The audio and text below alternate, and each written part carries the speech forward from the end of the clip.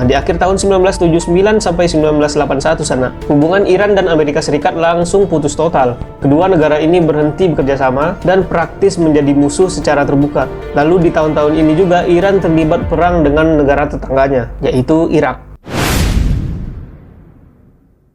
Pernah nggak sih kalian perhatiin, setiap dunia lagi panas, lagi tegang, dan lagi kacau, selalu ada satu negara selain Amerika yang hampir selalu muncul.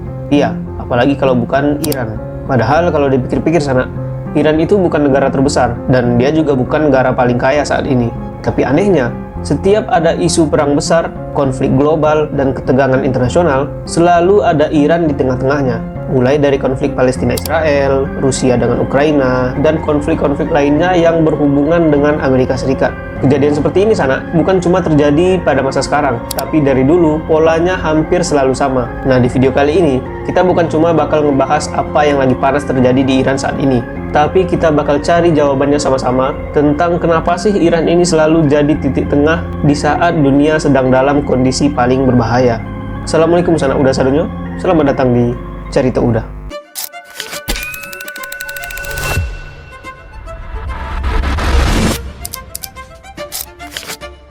Oke sana, sekarang kita mulai dari hal yang paling dasar dulu. Iran adalah sebuah negara di kawasan Timur Tengah yang posisinya itu benar-benar pas di tengah secara jarak tempuh. Di satu sisi Iran ini sangat dekat dengan Asia Tengah, tapi di sisi lain jarak antara Iran ke Eropa itu juga dekat. Nah, di bawah negaranya ini sana juga terdapat Teluk Persia, sebuah teluk yang penting banget buat dunia. Karena disinilah sebagian besar minyak dunia itu melintas. Dengan kata lain, jalur ini adalah jalur vital dalam pendistribusian dan perdagangan minyak dunia.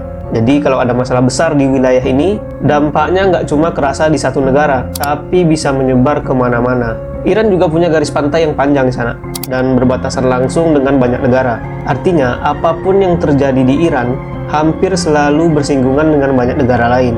Jadi dari lokasinya aja, bisa dikatakan Iran ini bukan sebuah negara yang bisa kita abaikan begitu saja. Sekarang bayangin di sana, sebuah negara dengan posisi geografis yang sepenting itu dan sestrategis itu, punya sikap dan jalannya sendiri. Dari sini aja sebenarnya kita udah bisa lihat, kenapa Iran ini bisa gampang banget jadi pusat perhatian dunia.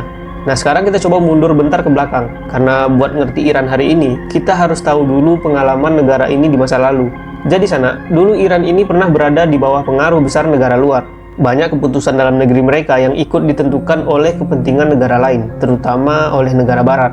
Nah, lama-kelamaan mulai muncul rasa tidak percaya dan rasa curiga dari sebagian besar rakyatnya. Mereka ingin lepas dan nggak dikendalikan oleh siapapun. Nah, titik balik terbesarnya terjadi saat Iran mengalami sebuah perubahan sistem besar-besaran. Hal ini terjadi pada tahun 1979, tepatnya saat revolusi Iran meledak yang membuat sistem pemerintahan Iran berubah total. Dari yang awalnya sebuah negara monarki, berubah menjadi negara republik seperti yang kita tahu saat ini. Ini kalau mau dibahas, bisa jadi satu video utuh khusus tentang revolusi Iran. Kalau kalian mau kita bahas ini di next video, silahkan tulis di bawah. Oke, kita lanjut. Sejak revolusi inilah sana, Iran mengambil jalan yang berbeda dari banyak negara lain di dunia. Kalau negara lain cenderung cari aman, cari kompromi, Iran justru sering mengambil posisi yang berlawanan. Bukan karena nggak tahu risikonya, tapi karena sudut pandang mereka. Bagi mereka, mundur berarti sama dengan kembali ke masa lalu. Kembali ke masa di mana Iran merasa diinjak dan dikendalikan. Dan masalahnya, ketika sebuah negara bertindak atas dasar luka lama, keputusannya seringkali nggak bisa ditebak dengan logika biasa. Contohnya kayak hubungan Korea Utara dengan Jepang. Nah, di akhir tahun 1979 sampai 1981 sana, hubungan Iran dan Amerika Serikat langsung putus total. Kedua negara ini berhenti bekerja sama dan praktis menjadi musuh secara terbuka. Lalu di tahun-tahun ini juga Iran terlibat perang dengan negara tetangganya, yaitu Irak. Perang ini berlangsung cukup lama, yaitu hampir 8 tahun, dari 1980 sampai dengan 1988. Nah, memasuki tahun 90-an, Iran mulai membangun banyak hal sendiri di sana. Mulai dari pertahanan, teknologi, sampai perbaikan sistem dalam negerinya sendiri.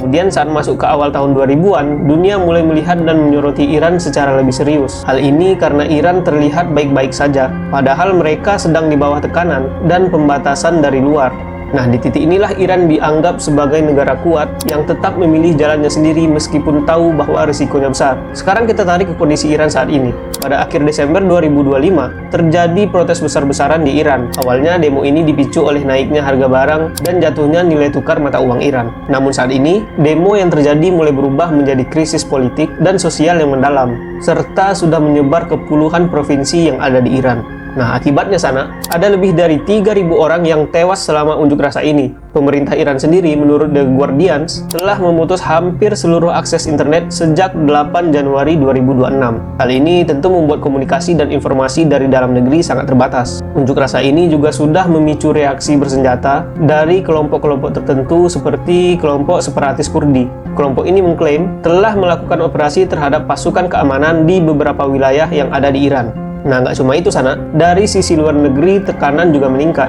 Menurut The Wall Street Journal, pemerintah Amerika Serikat telah mengeluarkan sanksi baru kepada para pejabat Iran terkait penanganan brutal terhadap demonstran. Dan dari sisi politik global, ancaman konflik juga nggak hilang. Para analis mengatakan jika Iran diserang, itu bisa memicu perang yang berkepanjangan, yang bisa berimbas jauh lebih besar lagi pada kestabilan politik dan ekonomi dunia. Bahkan saat ini, menurut The Times of India, warga asing seperti warga India sudah dipulangkan karena situasi di Iran yang dianggap semakin tidak stabil dan tidak terkendali. Nah, jadi kondisi di sana saat ini benar-benar mencekam dan rumit di sana, dengan tensi yang semakin meningkat setiap harinya. Bukan tidak mungkin perang militer atau agresi militer dalam skala besar bisa terjadi secepatnya. Dan kebijakan serta pernyataan-pernyataan dari Amerika saat ini sudah mengarah ke sana. Ini Amerika kayak nggak ngasih jeda sedikit pun ke dunia buat bernafas sana. Kemarin dia nyulik Presiden Venezuela. Sudah itu juga mau ngambil Greenland dan ribut sama Eropa. Belum selesai masalah dua itu, sekarang malah mau perang sama Iran. Udah gak masuk akal lagi gerakan si paman Trump ini sana.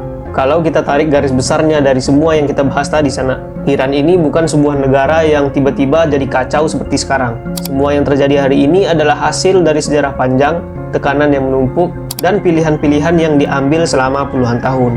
Dan yang bikin kondisi saat ini lebih mencekam adalah karena tekanan yang dihadapi oleh Iran sudah datang dari dua arah sekaligus. Yang pertama, tekanan dari dalam atau rakyat yang menuntut kehidupan yang lebih layak. Serta yang kedua, tekanan dari dunia luar yang mengawasi setiap langkah dari Iran. Dan kalau sebuah negara seperti Iran ini sampai benar-benar berubah arah lagi, atau revolusi lagi, dampaknya pasti nggak cuma berhenti di mereka, tapi akan ada perubahan signifikan pada dunia kita saat ini. Dan pertanyaannya bukan siapa lagi yang bakal menang, tapi apakah Iran akan tetap memilih bertahan dengan cara yang sama, atau kita bakal menyaksikan revolusi Iran jilid 2? Bagaimana menurut Sana?